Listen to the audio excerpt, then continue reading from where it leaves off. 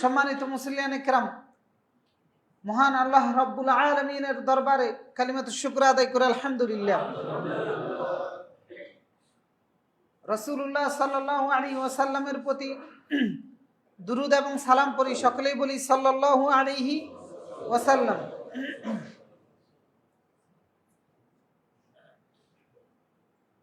সম্মানিত মুসলিয়ান ইকরাম, আল্লাহ রাব্বুল আলামিন তিনি আমাদেরকে পাঠিয়েছেন একাকী দুনিয়াতে, কিন্তু বসবাস করতে হবে এই মানব সভ্যতার সাথে, সামাজিকভাবে সমস্ত মানুষের সাথে একত্রিত হয়ে বসবাস করার ব্যবস্থা করেছেন।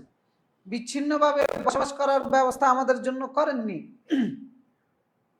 আর বিচ্ছিন্নভাবে বসবাস করা আমাদের জন্য সম্ভব না। যৌথভাবেই আমাদেরকে বসবাস করতে হয়। আত্মীয় স্বজন থেকে শুরু করে সামাজিকভাবে যারা আছে, দেশের মধ্যে যারা আছে, এদের সবাইকে নিয়েই আমাদেরকে একসাথে চলতে হয়। তো সে একসাথে চলার ক্ষেত্রে আল্লাহ রাব্বুল আলামিন আমাদেরকে বিচ্ছিন্নভাবে না চলে একসাথে চলার ক্ষেত্রে কোনো দায়িত্বশীলের অধীনে থাকার জন্য নির্দেশনা দিয়েছেন। বিচ্ছিন্নভাবে থাকাটা ইসলামও সমর্থন করে না, এবং বিচ্ছিন্নভাবে না থাকার জন্য আল্লাহর কোরআন এবং রাসূলুল্লাহর সুন্নাহ আমাদেরকে নির্দেশনা দিয়েছেন। তো সে একত্রিতভাবে থাকতে গেলে কাউকে না কাউকে আমাদের নেতৃত্ব দিতে হয়, অর্থাৎ কোনো না কোনো ব্যক্তিকে নেতৃত্বের জায়গায়, দায়িত্বশীলের জায়গায় বসিয়ে আমাদেরকে বসবাস করতে হয়। কোরআনও আমাদেরকে এটাই বলতেছে, রাসূলুল্লাহর সুন্নাহও আমাদেরকে এটাই বলতেছে। সূরা নিসার 59 নম্বর আয়াতে আল্লাহ তাআলা বলেছেন, ইয়া আইয়ুহাল্লাযীনা আমানু আতিউল্লাহ ওয়া আতিউর রাসূল, আল্লাহ এবং তার রাসূলের আনুগত্য করো ঈমানদার সমাজ। এরপরে বলেছেন ওয়া উলিল আমরি মিনকুম, তোমাদের মধ্যে দায়িত্বশীল যারা আছে তাদের আনুগত্য করো। তো তার মানে আমরা বিচ্ছিন্ন থাকা সম্ভব নয়, একত্রিতভাবে থাকতে হবে, তার পাশাপাশি আল্লাহ এবং তার রাসূলকে মেনে চলতে হবে, আর আমাদের মধ্যে দায়িত্বশীল যারা থাকবে তাদেরকে মেনে চলতে হবে। এখন এই দায়িত্বশীলটা এটা আপেক্ষিক, বিভিন্ন ক্ষেত্রে বিভিন্ন জন হতে পারে, পরিবারে হতে পারে, সমাজে হতে পারে, প্রতিষ্ঠানে হতে পারে। যেখানেই দায়িত্বশীল রয়েছে সেখানেই দায়িত্বশীলকে মেনে চলার জন্য আল্লাহ তাআলা নির্দেশ দিয়েছেন। যার যেখানে যে দায়িত্বশীল রয়েছে সেখানে দায়িত্বশীলকে মেনেই আমাদেরকে চলতে হবে। এজন্য দায়িত্বশীলের অধীনে থাকা, নেতৃত্বের অধীনে থেকে জীবন যাপন করা এটা অনেক গুরুত্বপূর্ণ। আর গুরুত্বটা এতটাই বেশি যে রাসূলুল্লাহ সাল্লাল্লাহু আলাইহি ওয়াসাল্লাম ছোট পরিসরে হলেও একটা দায়িত্বশীল ঠিক করে সেই অধীনে থাকতে বলেছেন। সফরে গেলে 3 জন হলে রাসূলুল্লাহ বললেন একজনকে দায়িত্বশীল নিযুক্ত করে এরপরে থাকার জন্য। তো দায়িত্বশীলের গুরুত্বটা আছে কিনা, অনেক গুরুত্বপূর্ণ বিষয়। নাহলে 3 জন একটা সফরে যাচ্ছি, রাসূলুল্লাহ কেন বললেন যে 3 জনের মধ্যে একজনকে দায়িত্বশীল নিযুক্ত করে থেকো? সহিহ আবু দাউদের 2609 নম্বর হাদিস, ইদা খরাজা সালাসাতুন ফি সাফারিন, 3 জন যদি কোনো সফরে বের হও, ফালিয়ুআম্মিরু আহাদুহুম, একজনকে নেতৃত্বের জায়গায় বসাবা, একজন সেখানে নেতৃত্ব দিবে, দায়িত্বশীল হবে। তো সুতরাং দায়িত্বশীলের জায়গাটা অনেক গুরুত্বপূর্ণ, কারণ এটা একটা শক্তির জায়গা। বিচ্ছিন্নভাবে থাকলে শক্তিগুলো খণ্ড খণ্ড হয়ে যায়, আর একত্রিতভাবে থাকলে শক্তিগুলো একত্রিত হয়। তো এই শক্তির উপযুক্ত ব্যবহারটা নিশ্চিত করা যায় যখন নেতৃত্বের অধীনে থাকা হয়।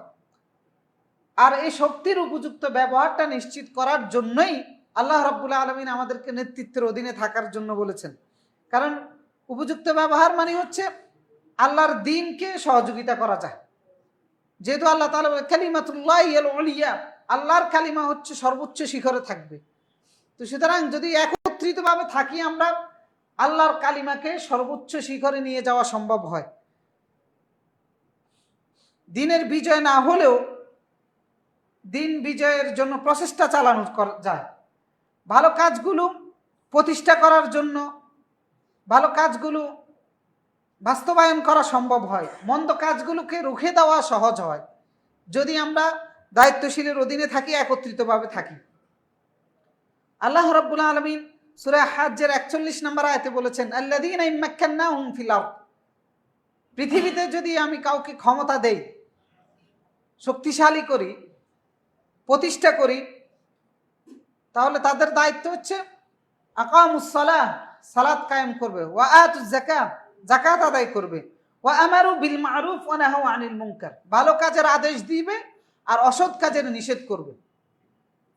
আল্লাহ তাআলা বলতেছে, আল্লাহ কাউকে ক্ষমতাশীল করলে তাদের দায়িত্বের কথা বর্ণনা করেছেন। তো সুতরাং এই নেতৃত্বের জায়গা, এটা একটা ক্ষমতার জায়গা। তো সেই ক্ষমতার উপযুক্ত ব্যবহার করাটাই হচ্ছে ইসলামের নির্দেশনা। তো ক্ষমতার উপযুক্ত ব্যবহার করার জন্য সঠিক নেতৃত্বের প্রয়োজন রয়েছে। হ্যাঁ, আমাদের তাকদীর অবশ্যই আমাদের আল্লাহর হাতে। কার হাতে আমাদের তাকদীর? আল্লাহর হাতে। আমাদের ভালো মন্দ কার হাতে? সবকিছু পরিবর্তন করেন কে? আল্লাহ রাব্বুল আলামিন করেন। কিন্তু কিছু কিছু ক্ষেত্রে আল্লাহ রাব্বুল আলামিন আমাদের জন্য সুযোগ দিয়ে থাকেন। তো সেই সুযোগটাকে আমাদেরকে সৎভাবে ব্যবহার করতে হবে। সেই সুযোগটাকে যদি আমরা সঠিকভাবে ব্যবহার না করি, তাহলে এর প্রতিক্রিয়া হিসাবে আল্লাহ রাব্বুল আলামিন আমাদের উপর বোঝা চাপিয়ে দিবেন। বিষয়টা কিরকম, যে ধানের বৃক্ষ রোপণ করে কে? আমরা রোপণ করি, কিন্তু সেই বৃক্ষের মধ্যে ধান ধরায় দেয় কে? ধানগুলো আসে কার পক্ষ থেকে? আল্লাহর পক্ষ থেকে। আমের বৃক্ষ অথবা যে কোনো একটা ফলের বৃক্ষ রোপণ করে কে? মানুষে রোপণ করে, কিন্তু সে ফলটা দেয় কে? আল্লাহ রাব্বুল আলামিন। এখন রোপণ করার সুযোগটা তো আমার আছে, ফলের বৃক্ষটা রোপণ করার সুযোগটা তো আমার আছে, কিন্তু বৃক্ষের মধ্যে যে ফলটা ধরবে সেটা আল্লাহর দায়িত্ব। সুতরাং নেতৃত্ব বাছাই করার সুযোগটা আমাদের আছে, সেই ক্ষমতাটা আমাদের আছে। বাছাই করার পরে যে ফলটা পাবো সেটা ইনশাআল্লাহ সেটা আমাদের হাতে নাও থাকলে সেটা কার হাতে? আল্লাহর হাতে। কিন্তু তো বাছাই করার আগ পর্যন্ত সঠিক জায়গায় নেতৃত্ব বাছাই করার ক্ষমতাটা আমাদের আছে। সেই জায়গাটা যদি উপযুক্ত ব্যবহার আমরা না করি, তাহলে আল্লাহ রাব্বুল আলামিন সূরা আর-রাদের 11 নম্বর আয়াতে বলেছেন, ইন্নাল্লাহা লা ইউগাইয়ির মা বিকাউমিন হাত্তা ইউগাইয়িরু মা বিআনফুসিহিম। আল্লাহ কোনো কওমের, কোনো জাতির ভাগ্য পরিবর্তন করেন না যতক্ষণ তারা নিজেরা পরিবর্তন না করে। যেখানে যেখানে আপনার নিজের ক্ষমতা আছে পরিবর্তন করার, সেখানে সেখানে যদি আপনি আর আমি পরিবর্তন না করি, তাহলে আল্লাহ রাব্বুল আলামিন আমাদের পরিবর্তন করবেন না। এজন্য সঠিক নেতৃত্বটা আমাদের ভালো খাওয়ার জন্য, ভালো থাকার জন্য জরুরি নয়। আমাদেরকে ভালো রাখবেন কে? ভালো খাওয়াবেন কে? আল্লাহ রাব্বুল আলামিন। কিন্তু যেহেতু ক্ষমতা এবং নেতৃত্ব এটা একটা শক্তির উৎস, সেই উৎসের সঠিক ব্যবহারটা নিশ্চিত করার জন্য এই নেতৃত্বটা সঠিক জায়গায় অথবা ভালো নেতৃত্বটা বাছাই করা আমাদের জন্য জরুরি। কারণ এই শক্তিটা অনিয়মগুলোকে নিয়ম বানানোর জন্য জরুরি। অর্থাৎ যেখানে অনিয়ম হয় সেখানে অনিয়ম দূর করা যায় এই শক্তির উপযুক্ত ব্যবহারের মাধ্যমে। যেখানে শৃঙ্খলা নাই সেখানে শৃঙ্খলা ফিরিয়ে আনা যায় ক্ষমতা নামক শক্তির সঠিক ব্যবহারের মাধ্যমে। যেখানে জুলুম চলে সেখানে জুলুম প্রতিহত করা যায় যদি ক্ষমতার উপযুক্ত ব্যবহার করা যায়। যেখানে মানুষের অধিকার হরণ হচ্ছে সেখানে মানুষের অধিকার প্রতিষ্ঠা করা যায় যদি সঠিক নেতৃত্ব বাছাই করা যায় এবং ক্ষমতার জায়গায় সঠিক পাত্রর মধ্যে যদি ক্ষমতা হস্তান্তর করা যায়। কিন্তু দুঃখের বিষয়, আমাদের এই স্বাধীনতার, বাংলাদেশ স্বাধীন হয়েছে প্রায় কত বছর? 55 বছরের উপরে হয়েছে। 55 বছরের উপরে চলতেছে। কিন্তু তারপরেও আমাদের দুর্ভাগ্য যে আমরা এই দেশের ক্ষমতাটা সঠিক একটা পাত্রের কাছে হস্তান্তর করতে পারিনি। যেখানে যতবারই আমরা পরিবর্তন করে হস্তান্তর করেছি ততবারই দেখিয়েছে যাদের দায়িত্ব ছিল নিয়ম শৃঙ্খলাগুলোকে প্রতিষ্ঠিত করা, তারাই সমস্ত নিয়ম শৃঙ্খলাগুলোকে ভঙ্গ করেছে। যাদের হাতে মানুষ দায়িত্ব দিয়েছিল মানুষের অধিকারগুলোকে ফিরিয়ে দেওয়ার জন্য, তারাই মানুষের অধিকারগুলোকে কেড়ে নিয়েছে। যাদেরকে মানুষ বসিয়েছে ক্ষমতাশীলদের থেকে, অত্যাচারীদের থেকে, তারা তাদের অধিকার আদায় করে দিবে, দেখা গিয়েছে যে তারা ক্ষমতার অধিকারী হয়ে উল্টা মানুষের উপর অত্যাচার জুলুম চালিয়েছে। যারাই ক্ষমতায় বসিয়েছে তারাই দেখা গিয়েছে চাঁদাবাজি করেছে, দুর্নীতি করেছে এবং এগুলোকেই নিয়মে পরিণত করেছে। যতবারই পরিবর্তন হয়েছে। তো এটার মধ্যে বড় ধরনের একটা দোষ আমাদেরও রয়েছে, আপনারও রয়েছে। কারণ আপনি সঠিক নেতৃত্বের কাছে হস্তান্তর করেন নাই, সঠিক লোকগুলোকে বসান নাই, সঠিক লোকগুলোকে সাপোর্ট করেন নাই। আপনি হয় আবেগের বশবর্তী হয়ে সাপোর্ট করেছেন, আপনি না হয় আত্মীয়তার সম্পর্কের কারণে সাপোর্ট করেছেন, আপনি না হয় আপনার পছন্দের কারণে সাপোর্ট করেছেন। আপনি কিন্তু কোন ব্যক্তিটা সঠিক, কোন ব্যক্তিটা সৎ, কোন ব্যক্তিটা ন্যায়পরায়ণ, এগুলো দেখে আপনি আর আমি সাপোর্ট করিনি। আমরা দেখেছি আমার স্বার্থ, আমরা দেখেছি আমার পছন্দ, আমরা দেখেছি আমার সম্পর্ক। তো যার কারণে আমরা 55 বছর পর্যন্ত স্বাধীন হয়েও স্বাধীন হতে পারিনি। তো এই ক্ষেত্রে যেহেতু কিছুদিন আগে বাংলাদেশের নির্বাচনের তফসিল ঘোষণা করা হয়েছে, সামনের নির্বাচনে আপনারা আপনাদের রায় দিবেন, আপনারা আপনাদের পছন্দ অনুসারে দায়িত্বশীল বাছাই করবেন। এই রায় দেওয়ার ক্ষেত্রে, ভোট দেওয়ার ক্ষেত্রে এক একজন এক এক ধরনের কথা বলে, আবার অনেকে ভোট দেওয়াটাকে নাজায়েজও মনে করে। তা আমরা ভোট দেওয়াটাকে নাজায়েজ মনে করি না। কারণ কি? কারণ ভোটটা হচ্ছে এটা একটা সাক্ষী, এটা একটা সমর্থন, এটা একটা পরামর্শ। হ্যাঁ, গণতান্ত্রিক সিস্টেমে জায়েজ হবে না না জায়েজ হবে সেটা বিতর্ক, সেটা সমাধান করার সময় আমরা ইনশাল্লাহ আগে পরে আরো অনেক পাবো। কিন্তু এখন যেহেতু সুযোগ এসেছে, আপনার একটা সমর্থন, আপনার একটা পরামর্শ, আপনার একটা ভোট দেওয়ার, এখন আপনার দায়িত্ব হচ্ছে এটা যেন সঠিক জায়গায় হয়। আর এটাকে অবৈধ মনে করি না, কারণ এটার মাধ্যমে আপনার কাছ থেকে সাক্ষ্য নেওয়া হচ্ছে যে আপনার অনেকগুলো বিষয় আছে আপনার জীবনের সাথে সম্পর্কিত, আপনার ব্যক্তিগত নিরাপত্তা, আপনার জানমালের নিরাপত্তা, আপনার সামাজিক অধিকার, ধর্মীয় অধিকার, আপনার রাষ্ট্রীয় অধিকার এবং আপনার অন্যান্য আরো নানান অধিকার এই দায়িত্বশীল নির্বাচনের সাথে সম্পর্কিত। সুতরাং সেই অধিকারগুলো সঠিকভাবে আপনি বুঝে নেওয়ার, সঠিক দায়িত্বশীল বাছাই করা, এটা আপনার আমার দায়িত্ব। তো এই জন্য আপনার পরামর্শ নেওয়া হচ্ছে। তো সেই পরামর্শ শাহাদা বলা হয়ে থাকে। আবার কোথাও আরবিতে এটা এসেছে সুরা এসেছে, কোথাও এটা সাফা এসেছে। সবগুলোর মূল অর্থ হচ্ছে এটাই যে আপনি সাক্ষ্য দিচ্ছেন আমার এই অধিকারগুলো নিশ্চিত করার জন্য এই ব্যক্তি উপযুক্ত, আপনি পরামর্শ দিচ্ছেন আমার এই অধিকারগুলো নিশ্চিত করার জন্য এই ব্যক্তি উপযুক্ত, আপনি সমর্থন দিচ্ছেন যে এই যাবতীয় মানুষের এই অধিকারগুলো নিশ্চিত করার জন্য এই ব্যক্তি উপযুক্ত। তো সুতরাং এই সমর্থনটা যেহেতু কোরআনে বিভিন্ন ভাষায় এসেছে, এটা অবৈধ নয় বা এটা শরঈভাবে নাজায়েজ নয়। কারণ আল্লাহ রাব্বুল আলামিন সূরা নিসার মধ্যে বলেছেন, মান ইয়াশফা শাফাআতান হাসানাতান ইয়াকুল লাহু নাসীবুম মিনহা, যে কোনো ভালো কাজের জন্য সুপারিশ করবে সে ভালো কাজের একটা অংশীদার সেও হবে। ওয়া মান ইয়াশফা শাফাআতান সাইয়্যা, যে কোনো মন্দ কাজের জন্য সুপারিশ করবে ইয়াকুল লাহু কিফলুম মিনহা, সেই মন্দ কাজের একটা অংশীদার সেও হবে। তো সুতরাং আপনার সুপারিশটা যদি কোনো মন্দ ব্যক্তির জন্য হয়ে থাকে, জেনে শুনে, হয় আত্মীয়তার কারণে দিচ্ছেন, না হয় আপনার পছন্দের কারণে দিচ্ছেন, না হয় আপনার ব্যক্তিগত কোনো স্বার্থের কারণে দিচ্ছেন, কিন্তু আপনি জানেন এই ব্যক্তিটা সঠিক নয়, সৎপাত্র নয়, তাহলে আপনাকেও মন্দের ভাগীদার হতে হবে।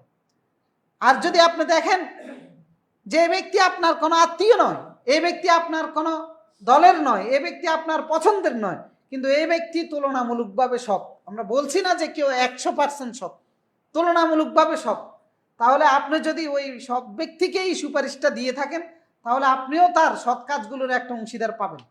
এখন হয়তো বলতে পারেন, নির্বাচিত হয়ে যদি সে মন্দ কাজ করে সেটার ভাগীদার আপনি হবেন?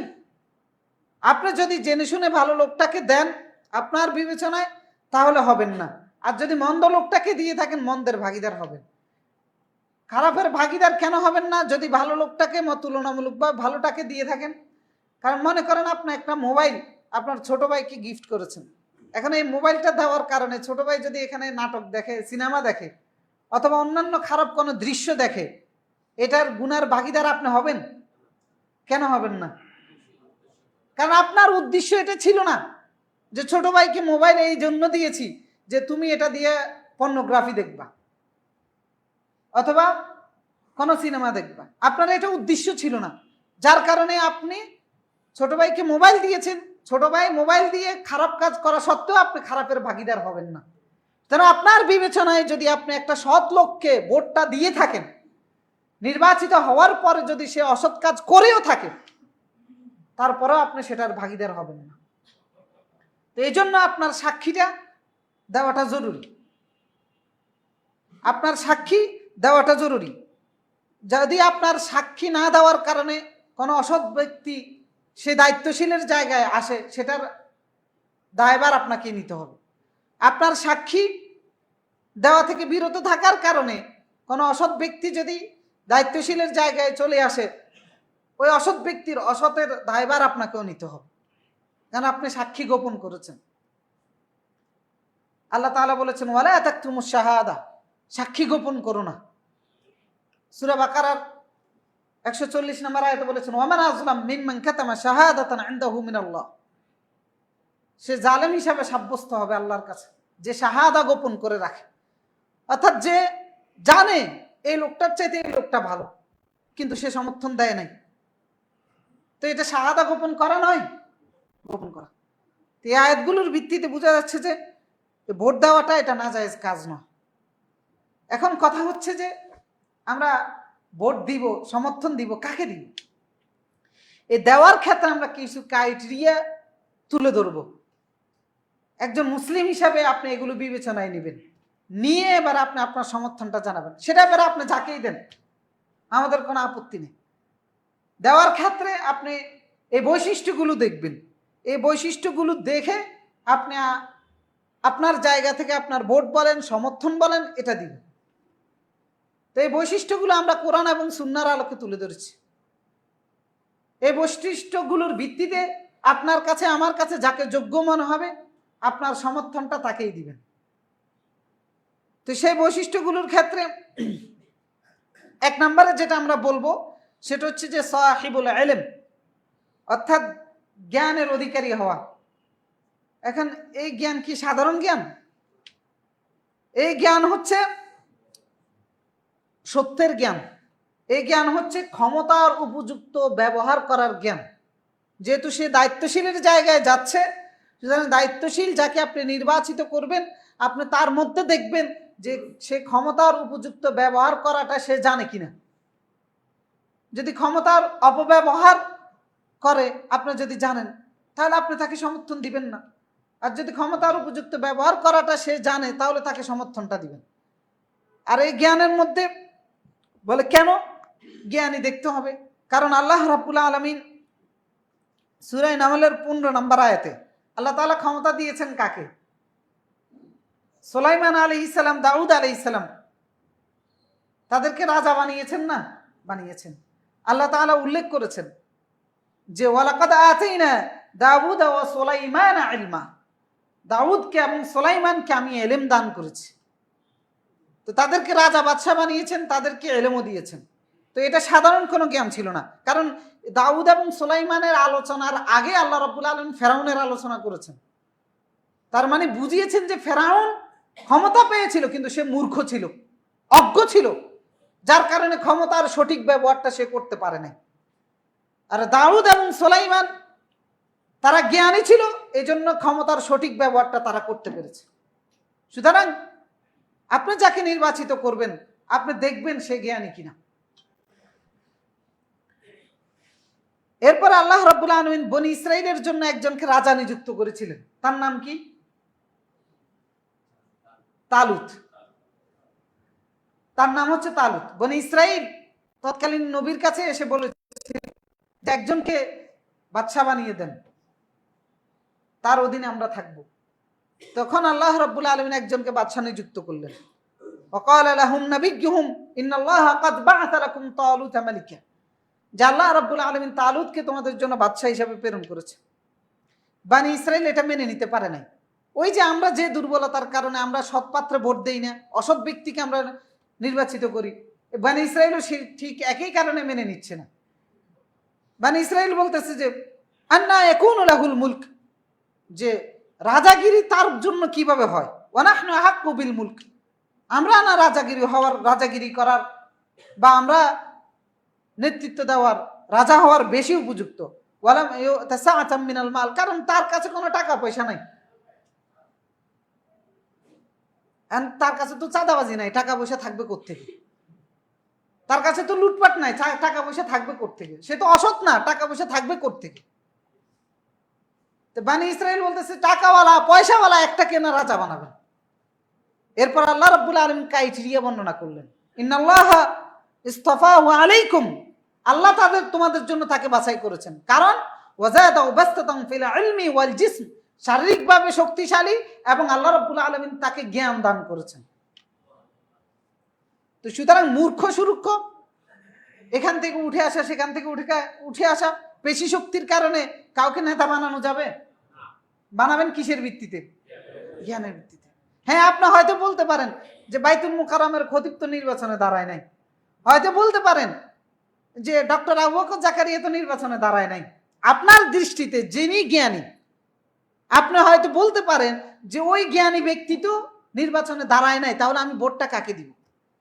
তো সেই ক্ষেত্রেও ইসলামী শরীয়তের উসুল আছে, ইদা ইজতামাআত দারারাইন আসকাতুল আকবার লিল আসগর, অথবা আদ-দারারুল আশাদ্দ ইউজারু বিদ-দারারিল আখাফ। অর্থাৎ আপনার দৃষ্টিতে যদি মনে হয় যে ওই লোকটা সবচেয়ে জ্ঞানী, কিন্তু ওই লোকটা নির্বাচনে আসে নাই, ওই লোকটা আপনার দায়িত্বশীল হওয়ার জায়গায় আসে নাই, তাহলে সেই ক্ষেত্রে আপনাকে দেখতে হবে শরীয়তের একটা মূলনীতি হচ্ছে, দুইটা মুসিবত যদি একত্রিত হয় তাহলে তুলনামূলকভাবে যেটা ছোট মুসিবত সেটাকে গ্রহণ করবেন। তো বড় একজন জ্ঞানী ব্যক্তি আপনার সামনে নেতৃত্বের জায়গায় বসার জন্য আসে নাই, এটা একটা মুসিবত। বড় একজন আলেম আসে নাই, এটা একটা মুসিবত। তো এই মুসিবত থেকে বাঁচার উপায় কি? তার চাইতে ছোট জ্ঞানী যিনি আছে তাকে গ্রহণ করা। তো সুতরাং আপনার আসনে আপনি যেখানে ভোট দিবেন, যেখানে সমর্থন দিবেন, সেখানে যদি এই দুই মুসিবত একত্রিত হয় যে কোনোটাই জ্ঞানী না, তাহলে কি করতে হবে? কি করতে হবে? তুলনামূলকভাবে যেটা জ্ঞানী সেটাকে সমর্থনটা দিতে হবে। এবার আপনি দেন আপনার মতো করে, আপনার মতো করে এবার আপনি ভোটটা দেন, এটা শরীয়তের উসুল। হ্যাঁ, যারা আমরা বলতেছি অমুক তুমুক হয় না, অমুক তুমুক আসে না, তো অমুক তুমুক আসে নাই, এখন যে আছে এদের মধ্যে বাছাই করতে হবে যেটা তুলনামূলকভাবে জ্ঞানী। তো এখানে জ্ঞান দ্বারা মেন উদ্দেশ্য যেটা, সেটা হচ্ছে যে আল্লাহর ভয়, যার ভিতরে আল্লাহর ভয়টা সবচেয়ে বেশি আছে। ইন্নামা ইয়াখশাল্লাহ মিন ইবাদিহিল উলামা, কারণ জ্ঞানীরা কাকে ভয় করে? তো সুতরাং জ্ঞান দ্বারা উদ্দেশ্য কোনটা? যার ভিতরে আল্লাহর ভয় নাই সে জ্ঞানী নয়। তাহলে আল্লাহর ভয়টা যার ভিতরে আছে ওই রকম ব্যক্তিকে আপনি বাছাই করবেন নেতৃত্বের জায়গায় বসানোর জন্য। যেমন নেতাগিরি করেছেন কে? মুহাম্মদ সাল্লাল্লাহু আলাইহি ওয়াসাল্লাম। আল্লাহর ভয় ছিল কিনা? ওনার পরবর্তীতে আবু বকর ছিলেন নেতা, আল্লাহর ভয় ছিল কিনা? এরপরে নেতা ছিলেন কে? ওমর রাদিয়াল্লাহু তাআলা, আল্লাহর ভয় ছিল কিনা? যার কারণে রাতের ঘুম হারাম হয়ে গেছে, রাত দিন ছুটে চলতেন, কোনো ঘুম নাই, পেরেশানিতে থাকতেন আল্লাহর ভয়। ওমর ফারুক রাদিয়াল্লাহু তাআলা বলতেছে, ওয়াল্লাহি লাউ মাতা শাতুন আলা শাতিল ফুরাত দিয়ান। ওনার ক্ষমতা চলাকালীন সময় বলেছেন, যদি ফুরাতের তীরবর্তী জায়গায় একটা ছাগল অবহেলার কারণে মারা যায়, লাখাশিতু আন ইয়াসআলানি আল্লাহ আনহা ইয়াউমাল কিয়ামা, আমি ভয় করি কিয়ামতের ময়দানে আল্লাহ আমাকে এটার জন্য না জিজ্ঞাসাবাদ করেন। তো সুতরাং হ্যাঁ, আপনি হয়তো বলতে পারেন সে ওমর তো পাবো না, হ্যাঁ ওই ওমর পাবো না, কিন্তু তুলনামূলকভাবে যার ভিতরে আল্লাহর ভয়টা বেশি আছে তাকে নিয়ে আসতে হবে যদি আপনি আপনার ভাগ্য পরিবর্তন করতে চান, আপনার যদি আপনার দেশের কল্যাণ চান, আপনি যদি আপনার অধিকার ফেরত চান, আপনি যদি আপনার নিরাপত্তা চান, আপনি যদি সৎভাবে থাকতে চান, ন্যায় ইনসাফ থাকতে চান, তাহলে যার মধ্যে জ্ঞান আছে তুলনামূলকভাবে তুলনামূলকভাবে যিনি জ্ঞানী এবং তুলনামূলকভাবে যিনি আল্লাহকে ভয় করে সেই জায়গাটাতেই ভোট দিতে হবে, সেই জায়গাটাকে বাছাই করে নিয়ে আসতে হবে। 2 নম্বরে যেটা আমরা বলবো, আল্লাহ তাআলা বলেছেন সূরা হজ্জের 41 নম্বর আয়াতে আল্লাহ তাআলা বলেছেন যাদেরকে আমি ক্ষমতাশীল করি তাদের কোয়ালিটি উল্লেখ করেছেন। সুতরাং সেই কোয়ালিটি যাদের মধ্যে থাকবে আপনি তাদেরকে, যেহেতু আপনার কাছে একটু বাছাই করার একটা সুযোগ এসেছে, আপনি আপনার সুযোগটাকে সেই কোয়ালিটির ভিত্তিতে কাজে লাগাবেন। তা আল্লাহ তাআলা কি কোয়ালিটি উল্লেখ করেছেন? সূরা হজ্জের 41 নম্বর আয়াতে আল্লাহ তাআলা বলেছেন আল্লাযীনা মাক্কান্নাহুম ফিল আরদ, যাদেরকে আমি ক্ষমতা দেই জমিনের মধ্যে, এদের দায়িত্ব হচ্ছে আকামুস সালাহ, এরা কি করবে? সালাত কায়েম করবে। ওয়া আতুজ যাকাত, যাকাত আদায় করবে। ওয়া আমারু বিল মারুফ ওয়া নাহু আনিল মুনকার। 3টা কোয়ালিটি উল্লেখ করেছেন। একটা হচ্ছে সালাত আদায় করবে, সালাত কায়েম করবে, আরেকটা হচ্ছে যাকাত দিবে, আরেকটা হচ্ছে ভালো কাজের আদেশ দিবে, অসৎ কাজের নিষেধ করবে। এবার আপনি যাকে ভোট দিবেন আপনি দেখেন তার মধ্যে সেই কোয়ালিটি আছে কিনা। আপনি যাকে এমপি হিসেবে নির্বাচিত করবেন আপনি তার মধ্যে দেখেন যে নামাজি কিনা, নিজে নামাজ পড়ে কিনা এবং অন্যকে নামাজ পড়ার জন্য বলে কিনা। কারণ আল্লাহ তাআলা বলেছেন ক্ষমতা আমি তাদেরকে দিব যাদের মধ্যে নামাজ আছে, যাদের মধ্যে যাকাত আছে, ভালো কাজের আদেশ দেয়। এখন 90% মুসলিম অধ্যুষিত এলাকাটা আমরা দায়িত্বশীল নির্বাচিত করবো একটা বেনামাজিকে? আপনি আপনার বিবেককে প্রশ্ন করুন, আপনি আপনার বিবেককে প্রশ্ন করুন যে একটা বেনামাজি যে নিজেও নামাজ পড়ে না, অনুসারীরাও নামাজ পড়ে না, তাকে আপনার ভোট দেওয়াটা উচিত কিনা আপনি আপনার নিজের বিবেককে প্রশ্ন করুন। সুতরাং নামাজি দেখেই নেতা নির্বাচিত করতে হবে, এমন নেতা নির্বাচিত করতে হবে যে আপনার স্কুল উদ্বোধন করার জন্য আসবে, নামাজের টাইমে বলবেন সবাই চলে যান নামাজ, যে আপনার প্রতিষ্ঠান উদ্বোধন করার জন্য আসবে, আপনার ব্রিজ কালভার্ট উদ্বোধন করার জন্য আসবে, নামাজের টাইমে সবাইকে বলবো যে সবাই নামাজে চলে যান, নিজের প্রতিষ্ঠানে নিজে নামাজ পড়বে, অন্য কেউ নামাজ পড়বে। কারণ এটা হচ্ছে একটা ক্ষমতাশীল মুসলিমদের প্রথম বৈশিষ্ট্য যে নামাজটাকে কায়েম করবে। তো সুতরাং এইটা দেখতে হবে আগে যে নামাজি কিনা। এবারে নামাজের ভিত্তিতে আপনি ক্রাইটেরিয়া করেন কাকে আপনি ভোট দিবেন, কাকে আপনি তুলে নিয়ে আসবেন, সেটা আপনার দায়িত্ব। ওমর ফারুক রাদিয়াল্লাহু তাআলা বলেছেন ইন্না আহাম্মু উমুরকুম ইনদিয়াস সালাত, যে তোমাদের মধ্যে আমার কাছে সবচেয়ে গুরুত্বপূর্ণ বিষয় যেটা সেটা হচ্ছে সালাত, গুরুত্বপূর্ণভাবে দেখার বিষয় যেটা সেটা হচ্ছে সালাত। যারা আপনারও একজন মুসলিম হিসেবে আগে দেখবেন যে নামাজি কিনা। সুতরাং এটা দেখে এরপরে সিদ্ধান্ত নেবেন। তার পাশাপাশি যেটা দেখতে হবে সেটা হচ্ছে যে অর্থনৈতিকভাবে যাকাত তো বুঝেই না এরকম প্রার্থী আছে কিনা, তো এটারে নির্বাচিত করবেন? যাকাত কি এটা আমাদের বুঝেই আসে না। তো এইরকম অজ্ঞ, নামাজ রোজা হজ যাকাতেই বুঝে না, এইরকম এমপি বাংলাদেশে নির্বাচিত হয় কিনা? তো এরপরে যদি বলেন যে আল্লাহ এত কষ্টের মধ্যে রাখছে কেন, আমরা তো মুসলমান, তো এই অজ্ঞটার বসায় কে? এই জাহেলটাকে নিয়ে আসে কে? তো তাহলে আল্লাহর দোষ দেন কেন? নামাজ জানে না, রোজা জানে না, হজ জানে না, এগুলো মানেও না, এই সমস্ত জাহেল মূর্খ এগুলোর নিয়ে আসে নেতাগিরি করার জন্য, এগুলোর পিছনে ধরায় ভীমরুলের মতো, এরপরে দিয়ে আবার মুসলমান নিজের দাবি করে। তো সুতরাং দেখতে হবে নামাজি কিনা, এটা অবশ্যই দেখতে হবে। তৃতীয়ত হচ্ছে আল্লাহ তাআলা যেটা বলেছেন ওয়া আমারু বিল মারুফ ওয়া নাহু আনিল মুনকার, ভালো কাজের আদেশ দিবে, অসৎ কাজের নিষেধ করবে, ভালো কাজের জন্য অসৎ কি কয় নেতৃত্ব দিবে, আর অসৎ কাজ প্রতিহত করার জন্য নেতৃত্ব দিবে। এইরকম নেতৃত্ব বাছাই করে নিয়ে আসতে হবে। আপনি আপনার নেতা যেটাকে ঠিক করেছেন আপনি দেখেন তার মধ্যে সেই কোয়ালিটি আছে কিনা, সে ভালো কাজগুলোর নেতৃত্ব দেয় কিনা, সে অসৎ কাজগুলোর ক্ষেত্রে আপনাদেরকে বারণ করে কিনা, নাকি অমুকের ধরো তমুকের মারো, অমুক জায়গায় চাঁদাবাজি করো, এগুলো নেতৃত্ব দেয়, এটা আপনি ভালো বলতে পারেন। আমরা বলে দিচ্ছি না যে অমুক তমুক কিরকম, এটা আমরা প্রত্যেকের জায়গা থেকে সবাই সবাইকে চিনি, সবাই সবার ভালো মন্দ বুঝি। সুতরাং আপনার হাতে যখন সুযোগ আছে আপনাকে এটা দেখতে হবে যে আমি যাকে দিচ্ছি সে সমস্ত অসৎ কাজগুলোকে দাপন করে দেওয়ার মতো সাহস রাখে কিনা, জেনা ব্যভিচার অশ্লীল এবং অপসংস্কৃতিগুলো রুখে দেওয়ার মতো সাহস তার মধ্যে আছে কিনা, চাঁদাবাজিকে রুখে দেওয়ার মতো শক্তি সাহস আছে কিনা, নিজে চাঁদাবাজি করে না এবং অন্য কেউ চাঁদাবাজি করতে দিবে না এরকম কমিটমেন্ট তার কাছে আছে কিনা। তো তো এগুলো দেখে আপনি আপনার রায়টা প্রদান করুন। এবারে যাকে ইচ্ছা আপনি তাকে প্রদান করুন। আমাদের মধ্যে এরকম নেতা আছে কিনা যে ডান পকেটে থাকে 20টা চাঁদাবাজ আর বাম পকেটে থাকে 30টা সন্ত্রাসী, এরকম আছে কিনা? এগুলো নির্বাচিত হয় কিনা? এরপর যে সামনের কর্মকর্তা এগুলো ম্যানেজ করে চলে, তো এইরকম লোকরাও নির্বাচিত হয়। তো আল্লাহর কোরআনের দৃষ্টিতে এদেরকে সমর্থন দেওয়ার সুযোগ আছে। এবার আপনি সমর্থন দেন।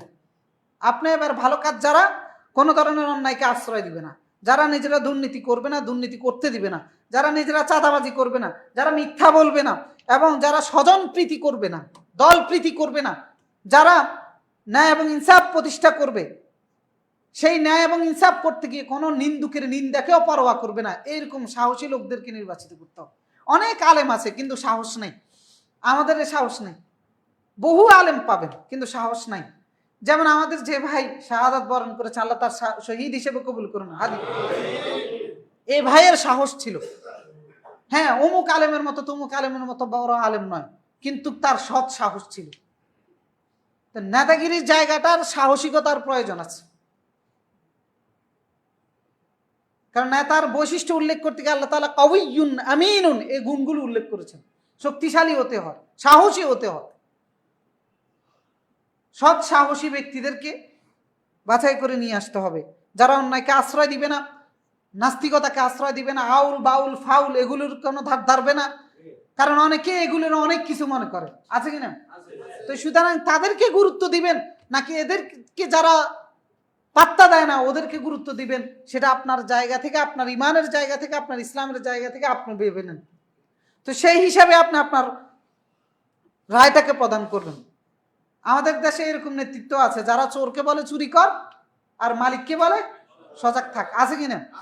যারা একদিক দিয়ে মদের লাইসেন্স দেয় আবার আরেক দিক দিয়ে মাদক বিরোধী সম্মেলন করে, আছে কিনা? একবার কাদেরকে রায় দিবেন সেটা আপনার বিবেচনার বিষয়। কারণ আল্লাহ বলেছেন ওয়ামারু বিল মারুফ ওয়া নাহাউ আনিল মুনকার, ভালো কাজের আদেশ দিবে, অন্যায়কে প্রতিরোধ করবে। এখন যারা মদের লাইসেন্স দেয় আবার আরেক দিক দিয়ে একবারে সেমিনার করে মাদকতা সব রোধ করে দিব, তো হয়েছে কি এদের কোয়ালিটি? ভালো কাজের আদেশ, অসৎ কাজের নিষেধ। সুতরাং আপনার রায় আপনি দিবেন। কাকে দিবেন, কাকে আপনার ভাগ্য পরিবর্তন করার জন্য, দেশের নিরাপত্তার জন্য নিয়ে আসবেন, এই কোয়ালিটির ভিত্তিতে নিয়ে আসেন। এরপরে ন্যায় এবং ইনসাফকারী হওয়া, ইনসাফ কায়েমকারী হওয়া, অর্থাৎ যারা ইনসাফ প্রতিষ্ঠাকারী হবে, যারা ইনসাফ প্রতিষ্ঠা করার ক্ষেত্রে যেগুলো বাধা হয়ে দাঁড়াবে সেই বাধাগুলোকে চুরমার করে দিবে, এইরকম নেতৃত্ব নিয়ে আসতে হবে। আলহামদুলিল্লাহ আল্লাহ তাআলা এই দেশে দেখিয়েছেন এরকম ব্যক্তিদেরকে, যারা নেতাগিরি করতে গিয়ে স্বজন প্রীতি করেন নাই, দল প্রীতি করেন নাই, এরকম নেতৃত্ব হয়েছে, আপনারাও দেখেছেন। সুতরাং সেই নেতৃত্ব, সঠিক নেতৃত্ব বাছাই করে নিয়ে আসার দায়িত্ব। হ্যাঁ, সুযোগ আপনার সবসময় আসে না, যখন আসে তখন সেটাকে কাজে লাগানো। আল্লাহ রাব্বুল আলামিন বলেছেন ইয়া আইয়ুহাল্লাযীনা আমানু কুনু কাওয়ামিন, তোমরা দণ্ডায়মান হও, তোমরা দাঁড়িয়ে যাও কার পক্ষে? বিল কিসত, ইনসাফের পক্ষে। শুহাদা লিল্লাহ, কার সাক্ষী হিসাবে? আল্লাহর সাক্ষী হিসাবে। ওয়ালাউ আলা আনফুসিকুম, নিজের বিরুদ্ধে যাইতে গেল, মানে এই প্রার্থী আপনার পছন্দ হয় না, তারপরেও আপনি ন্যায় এবং ইনসাফ কায়েম করার জন্য এই প্রার্থীর পক্ষে রায় দিবেন। আবিল ওয়ালিদাইন ওয়াল আকরাবিন, পিতামাতার বিরুদ্ধে গিয়ে হলেও, আত্মীয় স্বজনের সম্পর্কের বাইরে গিয়ে হলো যে ন্যায় এবং ইনসাফ কায়েম করবে তার পক্ষে রায়টা দিতে হবে। তো সেগুলো যেন, দুর্বলতাগুলো যেন না থাকে। এজন্য যাদেরকে, হ্যাঁ আপনি বলতে পারেন যে এই ভরসা তো কারোর মধ্যে পাই না, তাহলে আমরা একটা উসুল বলে দিয়েছি, সেটা হচ্ছে ইদা ইজতামাআদ দারারাইন ইখতার আখাফুদ দারার, দুইটা ক্ষতি যদি একসাথে হয় দুইটাই খারাপ, এখন কোনটা গ্রহণ করতে হবে? যেটা তুলনামূলকভাবে কম ক্ষতিকর ওইটাকে গ্রহণ করতে হবে। আপনার এখানে প্রার্থী দুইজনেই অসৎ ব্যক্তি হইতে পারে, কিন্তু আপনি এতটুকু তো বুঝেন কোনটা বেশি অসৎ, কোনটা কম সৎ, কম অসৎ, এটা বোঝা যায় না? বোঝা যায়। তো সেই ক্ষেত্রে আপনি যেটা কম অসৎ সেটাকে হলেও নির্বাচিত করে নিয়ে আসবেন, এতেই আপনার জন্য, আমার জন্য কল্যাণ। এরপরে 5 নাম্বার হচ্ছে যাদের চেতনা কারণ আমাদের দেশে চেতনার ব্যবসা অনেক বেশি হয়। এখন যাদের চেতনা হচ্ছে আল্লাহ পরকাল, এদেরকে নিয়ে আসতে হবে নেতৃত্বের জায়গায়। যারা ৭১-এর চেতনা বিক্রি করে খায়, কয়দিন পরে আবার শুরু হবে জুলাইয়ের চেতনা। চেতনা বলতে কিছু নেই। একজন মুমিন, একজন মুসলমানের চেতনা হচ্ছে আল্লাযীনা ইয়াযুন্নুন আন্নাহুম মুলাকু রাব্বিহিম। মুসলমানের চেতনা হচ্ছে এটা যে আন্নাহুম মুলাকু রাব্বিহিম, তারা তাদের রবের সাথে সাক্ষাৎ করতে হবে। ওয়া আন্নাহুম ইলাইহি রাজিউন, কার কাছে ফেরত যাইতে হবে? আল্লাহর কাছে ফেরত যাইতে হবে। একজন মুসলমানের চেতনা হবে এটা। কিসের ৭১-এর চেতনা, কিসের অমুকের চেতনা, তমুকের চেতনা? আপনি যদি কোন নেতাকে নিয়ে আসেন অমুক চেতনার অধিকারী তমুক, তাহলে আপনার জান মাল সবকিছু বরবাদ করে দিবে। যার চেতনা আল্লাহর কাছে দণ্ডায়মান হতে হবে, এটা নাই, সে আপনার জানের নিরাপত্তা দিবে না, আপনার মালের নিরাপত্তাও দিবে না, আপনার কোনো অধিকার আপনাকে, কারণ সে কোনো কিছুর তোয়াক্কা করে না। সুতরাং এমন চেতনার অধিকারীকে নিয়ে আসতে হবে যারা এটা বিশ্বাস করে যে আল্লাযীনা ইয়াযুন্নুনা, যারা বিশ্বাস করে আন্নাহুম মুলাকু রাব্বিহিম, তারা সাক্ষাৎ করবে কার সাথে? আল্লাহর সাথে। ওয়া আন্নাহুম ইলাইহি রাজিউন, আল্লাহর সাথে সাক্ষাৎ করবে কিসের জন্য? সব কিছুর হিসাব দিতে হবে আল্লাহর কাছে।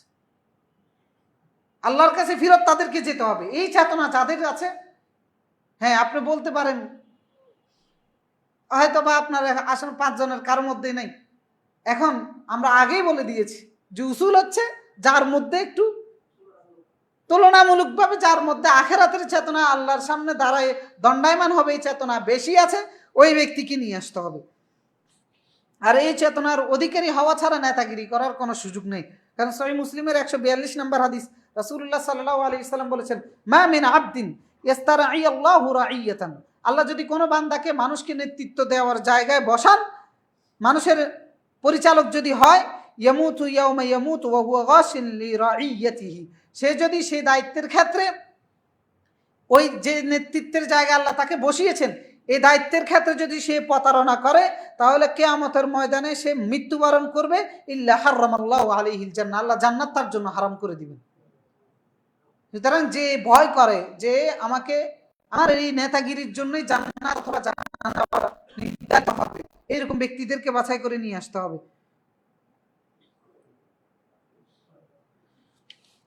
এমন নেতৃত্বকে নিয়ে আসতে হবে যারা তাদের চেতনার কারণে রাতের ঘুম হারাম হয়ে যাবে। তারা মানুষের ঘুমটার নিশ্চিত করবে, নিজের ঘুম হারাম হয়ে যাবে। যেমন ছিলেন ওমর ফারুক রাদিয়াল্লাহু তাআলা, রাতের বেলা চষে বেড়াতেন, কারণ ওনাদের চেতনা হচ্ছে এই মানুষের নেতা আমাকে বানানো হয়েছে, মানুষ যদি নিরাপদে ঘুমাইতে না পারে আল্লাহর কাছে জবাবদিহি করতাম। এই জন্য উনি বলতেন, লাউ নিমতু বিন-নাহার লাদাআতির রাইয়া, আমি যদি দিনের বেলায় ঘুমাই তাহলে আমার প্রজারা হারিয়ে যাবে। ওয়ালাউ নিমতু বিল-লাইল লাদাআত নাফসি, আর যদি রাতের বেলায় ঘুমি তাহলে আমি হারিয়ে যাব। মানে এদের চেতনাটা কি ছিল? সুতরাং চেতনার ব্যবসায়ীদের থেকে দূরে থাকতে হবে। যারা অমুক চেতনা তমুক চেতনা বিক্রি করে খায়, এগুলোর থেকে দূরে থেকে যারা আখেরাতের চেতনা লালন করে, ধারণ করে, এদেরকে যদি নেতৃত্বের জায়গায় নিয়ে আসতে পারেন, তাহলে আপনার অধিকারগুলো আপনি নিশ্চিত করতে পারবেন।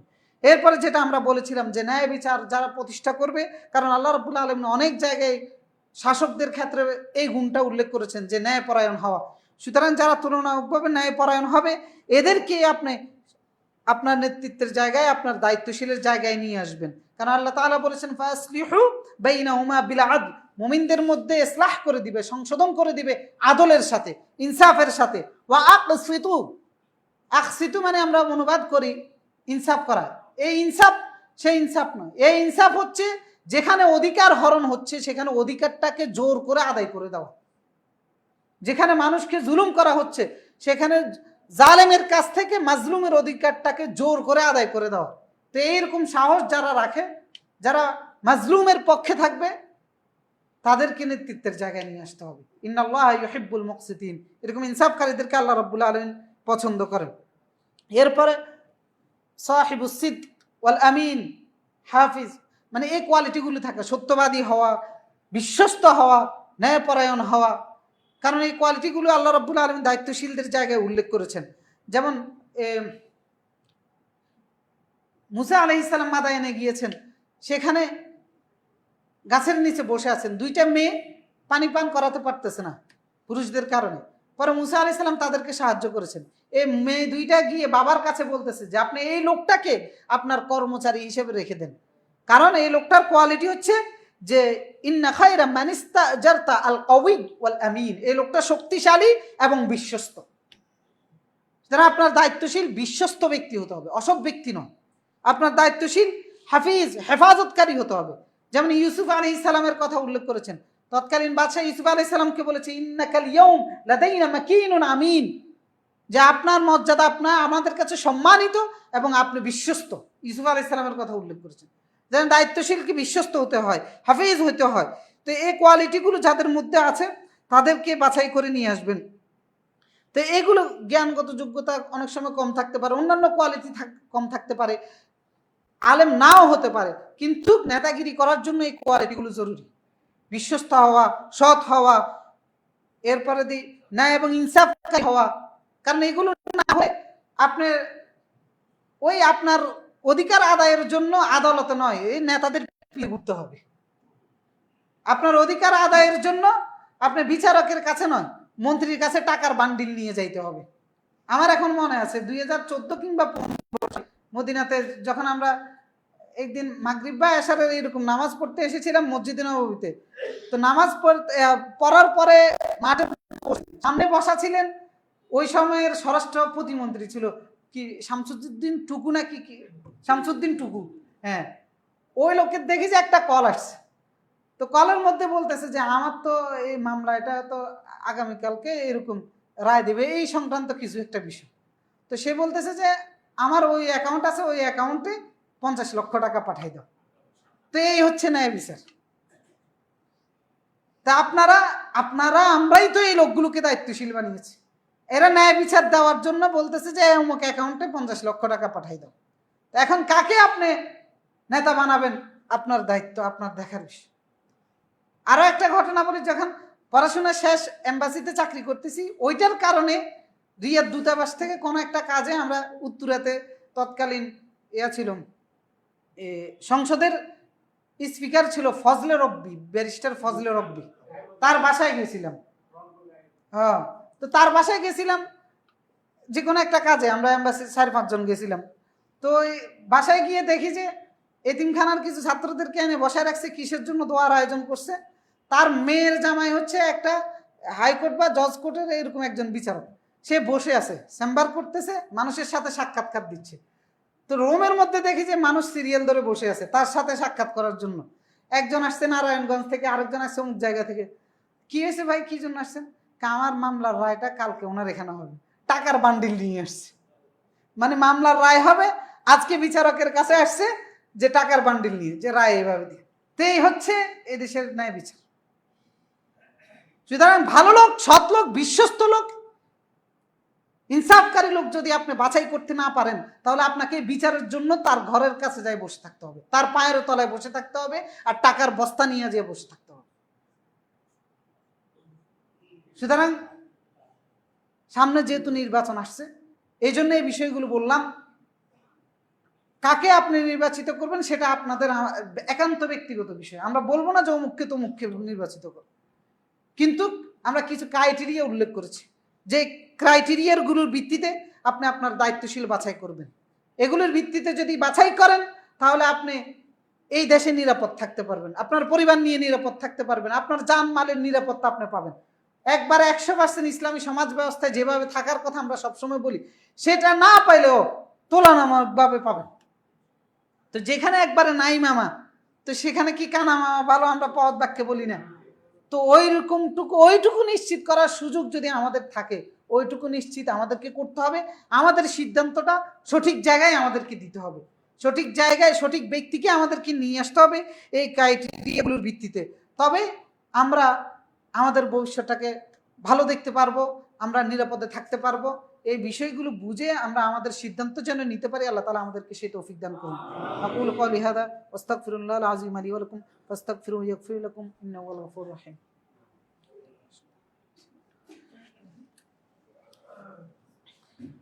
আলহামদুলিল্লাহি আলা ইহসানি ওয়া শুকরু লাহু আলা তাওফীকিহি ওয়া ইমতিনানি ওয়া আশহাদু আল লা ইলাহা ইল্লাল্লাহ ওয়াহদাহু লা শারীকা লাহু তা'যীমান লিশানি ওয়া আশহাদু আন্না মুহাম্মাদান আবদুহু ওয়া রাসূলুহু দাঈ ইলা রিদওয়ানি। সাল্লাল্লাহু ওয়াসাল্লাম আলাইহি ওয়া আলা আলিহি ওয়া সাহবিহি ওয়া মান সারা আলা নাজি ওয়াস্তানা বিসুন্নতি ইলা ইয়াউমিদ্দিন। সম্মানিত মুসলিয়ানে কেরাম, আমরা জাতি হিসেবে আমরা বাংলাদেশিদের জন্য একটা দুর্ভাগ্য যে আমরা স্বাধীনতার পর থেকে এই পর্যন্ত আমরা একটা ন্যায়পরায়ণ, দিনদার, ভালো আলেম শাসক আমাদের কপালে জুটেনি।